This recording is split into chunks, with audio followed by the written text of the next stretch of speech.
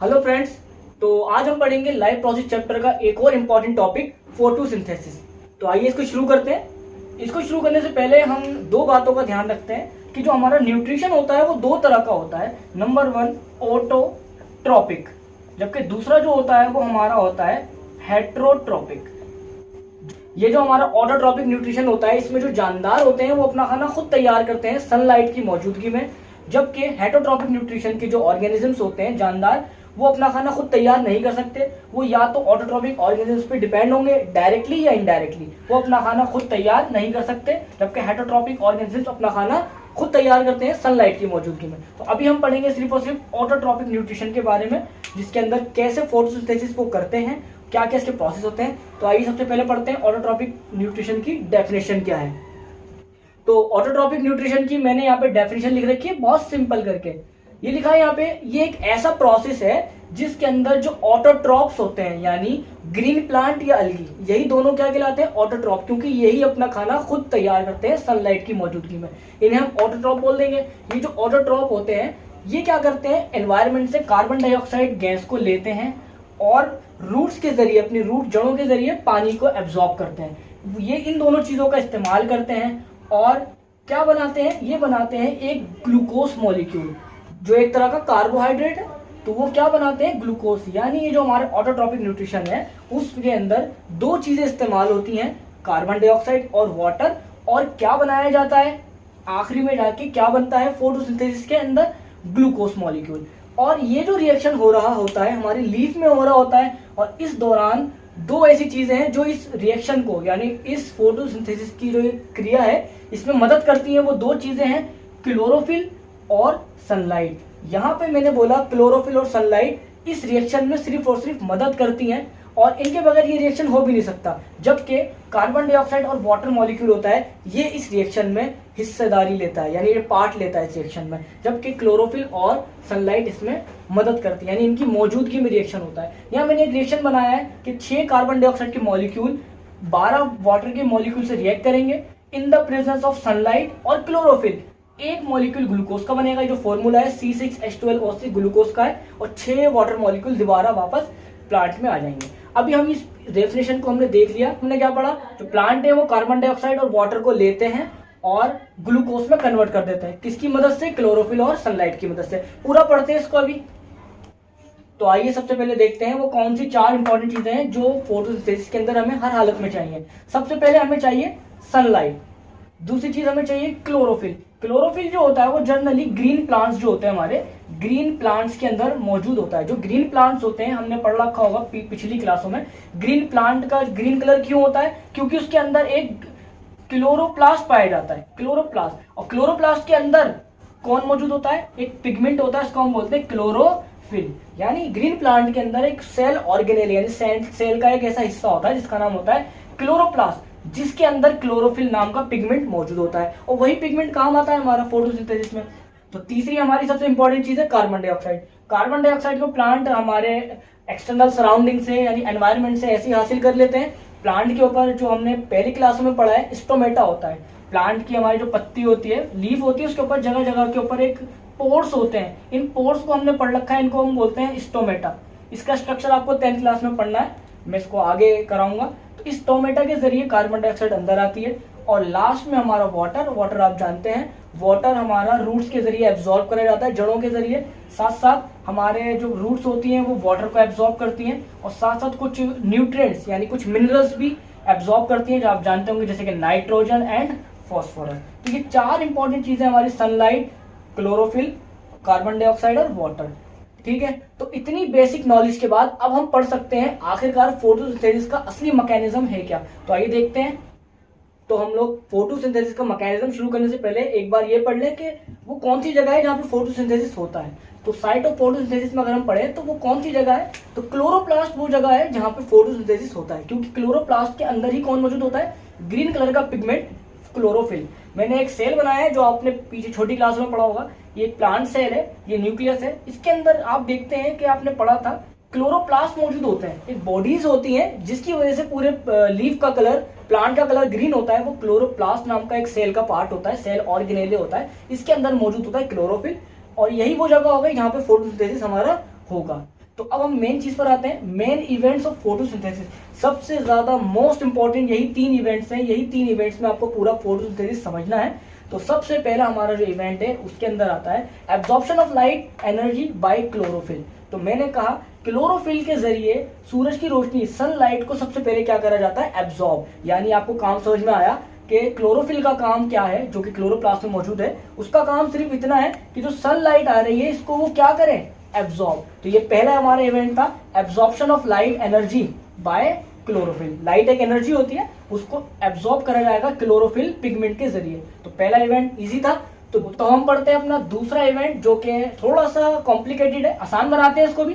तो यहाँ पर लिखा है conversion of light energy into chemical energy. यानी जो हमारी लाइट एनर्जी थी जिसको क्लोरोफिल ने एब्जॉर्ब कर लिया है, उसको अब किस में कन्वर्ट करा जाता है, केमिकल एनर्जी में। इसको समझिएगा क्या होता है, जो सनलाइट होती है वो अभी एक तरह की एनर्जी है, क्योंकि वो एनर्जी है, वो लाइट एनर्जी है। उसको क्लोरोफिल अपने अंदर एब्जॉर्ब करके अब उस एनर्जी का इस्तेमाल केमिकल रिएक्शन में करेगा। जो मैंने अभी इक्वेशन बनाई थी वो एक केमिकल इक्वेशन है इस फोटोसिंथेसिस की।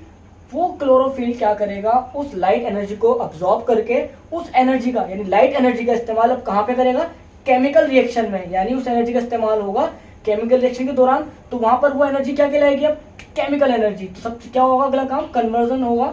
जो हमारी लाइट एनर्जी है वो किस में कन्वर्ट होगी, केमिकल एनर्जी में, क्योंकि अब वो केमिकल रिएक्शन में पार्टिसिपेट करेगी। उसके बाद अगला इंपॉर्टेंट पार्ट इसी में क्या है, splitting of water molecule into H2 and O2।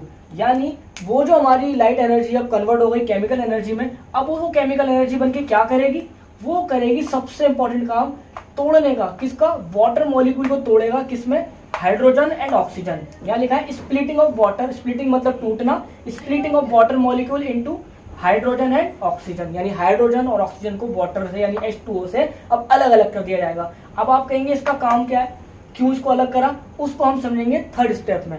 यानी अभी तक हमने पढ़ा कि लाइट एनर्जी और क्लोरोफिल का हमारे काम समझ में आ गया। क्लोरोफिल का काम सिर्फ क्या है, लाइट एनर्जी को एब्जॉर्ब करना, दैट्स इट। तो हमारी जो लाइट एनर्जी उसका इस्तेमाल क्या है, उसका काम है लाइट एनर्जी कन्वर्ट होगी पहले केमिकल एनर्जी में, उसके बाद वो क्या करेगी, सिर्फ और सिर्फ वाटर मॉलिक्यूल को तोड़ने का काम करेगी इनटू H2 और O2 यानी हाइड्रोजन गैस और ऑक्सीजन गैस में। यहाँ पे आपने क्लोरोफिल के बाद सनलाइट का काम भी समझ लिया। अब हम आएंगे नेक्स्ट स्टेप पे, जो कि फाइनल स्टेप है। ठीक, तो थर्ड स्टेप से पहले मैं उम्मीद करता हूँ आपको सेकंड स्टेप समझ में आ गया होगा। थोड़ा कॉम्प्लिकेटेड है, मगर समझने की आप कोशिश करें, आप समझ जाएंगे। अब जरा ध्यान रखिएगा, जो सेकंड स्टेप में हमारे पास क्या है मौजूद, H2 मॉलिक्यूल और O2 मॉलिक्यूल हमारे पास मौजूद है। अब आगे देखते हैं, यहाँ पे वर्ड लिखा है रिडक्शन ऑफ कार्बन डाइऑक्साइड। तो जिस बच्चों को पता है रिडक्शन किसे बोलते हैं उनके लिए तो कोई दिक्कत नहीं है, नहीं तो मैं समझाता हूँ सबसे पहले रिडक्शन क्या होता है।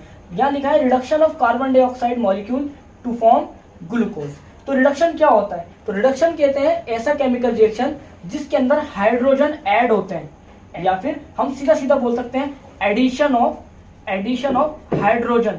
एडिशन ऑफ हाइड्रोजन को हम क्या बोल देते हैं, रिडक्शन। जबकि इसका उल्टा होता है ऑक्सीडेशन, जिसका मतलब होता है एडिशन ऑफ ऑक्सीजन। तो यहाँ पर लिखा हुआ है रिडक्शन ऑफ कार्बन डाइऑक्साइड, यानी कार्बन डाइऑक्साइड जो हमारा मॉलिक्यूल है इसके अंदर क्या हो रहा है, रिडक्शन। यानी इसके अंदर कौन जुड़ रहा है, इसके अंदर जुड़ रहा है हाइड्रोजन। तो क्या बन रहा है फिर जाके, ग्लूकोज। इस बात को थोड़ा सिंपली करके समझते हैं। तो इस बात को ऐसे समझते हैं, यहाँ लिखा है ना रिडक्शन ऑफ कार्बन डाइऑक्साइड, यानी कार्बन डाइऑक्साइड का रिडक्शन हो रहा है, कार्बन डाइऑक्साइड में हाइड्रोजन जुड़ रहा है। वो हाइड्रोजन कहाँ से आया, जस्ट पीछे, इस पीछे वाले स्टेप में हमने हाइड्रोजन निकाले हैं कहाँ से, H2O से। वहीं से जो हाइड्रोजन आएगा वो अब कहाँ जुड़ेगा, कार्बन डाइऑक्साइड में। यानी यहाँ लिखा है रिडक्शन ऑफ कार्बन डाइऑक्साइड। वो कैसे होगा, इसको इस तरह समझते हैं। देखिए हमारा इतना पता है कि हमारा ये रिएक्शन है, रिएक्शन से पहले हमारे पास क्या मौजूद है, कार्बन डाइऑक्साइड और वाटर। और हमारा टारगेट क्या है बनाने का, हमारा टारगेट है ग्लूकोज मॉलिक्यूल बनाना। तो आप जरा इससे देखिए, तो इसके अंदर कार्बन, ऑक्सीजन और हाइड्रोजन है, जबकि ग्लूकोज मॉलिक्यूल के अंदर भी कौन मौजूद है, कार्बन, हाइड्रोजन, ऑक्सीजन। यानी इससे ये चीज आराम से बन सकती है।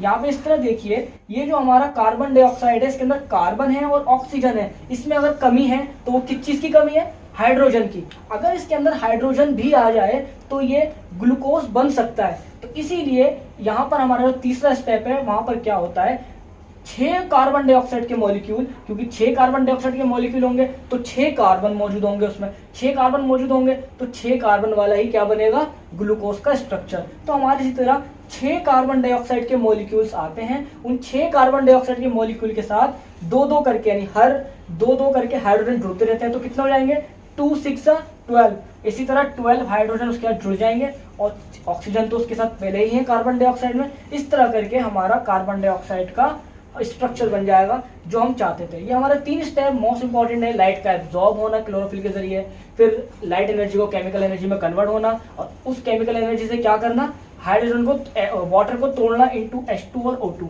इस H2 का इस्तेमाल हमने पढ़ा है, आगे होगा कैसे। हर कार्बन डाइऑक्साइड का मॉलिक्यूल के अंदर ये हाइड्रोजन एक एक करके जुड़ता रहेगा। 6 कार्बन डाइऑक्साइड के मॉलिक्यूल के अंदर 12 हाइड्रोजन जुड़ जाएंगे, ऑक्सीजन उसके अंदर ऑलरेडी है। तो कुल मिला के एक स्ट्रक्चर बनेगा जिसको हम बोलते हैं ग्लूकोज।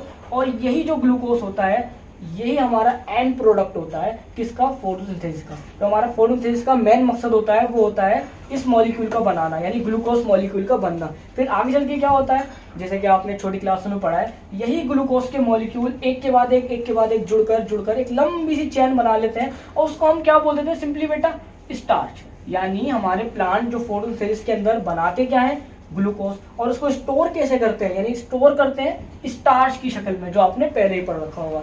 तो ये हमारा एक पूरा जो हमने आज पढ़ा, ये हमारा फोटोसिंथेसिस का था, शुरू से लेके आखिरी तक, कि हमने किस तरह पढ़ा कि फोटोसिंथेसिस क्या है, उसकी डेफिनेशन पढ़ी। उसके बाद हमने पढ़ा 4 जो हमारी मेन चीजें जो हमें चाहिए, जिसके अंदर chlorophyll, sunlight, carbon dioxide, water हमें चाहिए होता है। फिर हमने इसके बाद पढ़ा साइट ऑफ फोटोसिंथेसिस क्या होती है। फिर हमने लास्ट में मेन जो हमारा इवेंट होते हैं वो हमने पढ़े। तो लास्ट वाला है वो थोड़ा सा इंपॉर्टेंट है, जिस वर्ड को आप एक बार और याद करिएगा, रिडक्शन ऑफ कार्बन डाइऑक्साइड, यानी हाइड्रोजन का जुड़ना।